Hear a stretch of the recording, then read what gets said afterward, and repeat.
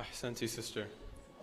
I would also like to welcome to the podium a brother I have just met. I've had the pleasure of speaking to him for only a few moments, and he really has enlightened me with his story, and I hope you will be enlightened as well. Please welcome to the podium Brother Justin Cannon with a loud salawat ala Muhammad wa ali Muhammad.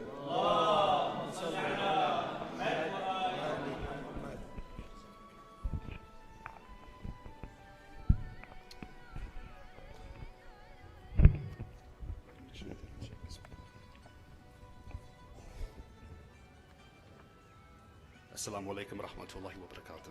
Wa alaikum assalam wa rahmatullahi wa barakatuh. Some of you know me, some of you know about me. For those that don't know me,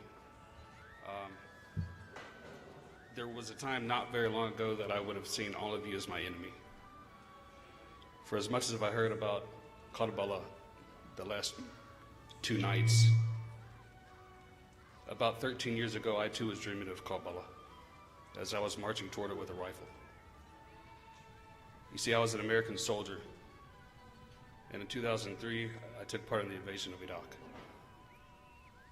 And I was told that all of you hated people like me because we let women vote, and we had TV, and we were free and happy. And in 4 tours overseas, the more I experienced, the more I learned that that's the most ridiculous thing I've ever heard in my life. And the truth is, people just don't like their doors being kicked open at 3 o'clock in the morning.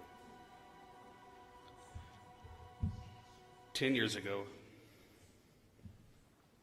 would have been no different than that. 3 years ago, I was sitting in prison. My 4th tour overseas was my 3rd trip to Afghanistan, working for a little company some of you probably have heard of, Blackwater. And that was the first time in my entire life that I actually had to face sobriety. And sobriety brings clarity. And I finally began to learn to understand Islam, not to fight Islam. But the only thing I knew about Shia was that you were all a kuffar. You see, I became Muslim in a Salafi Jamaat, where me trimming my beard was guilty of shirk, and the Shia prayed to Ali, and that's all I knew. But the more I learned about Salafism, the more I learned that I really didn't know anything at all. And when I told my sheikh that I wanted to ask Shias about Shias, I was told, don't talk to them because they'll lie to you. And it made me think of when I talked to my pastor about asking Muslims about Muslims. And he said, don't talk to them, they'll lie to you. And I can tell you this, I don't know a lot about this religion. Every day I'm learning more.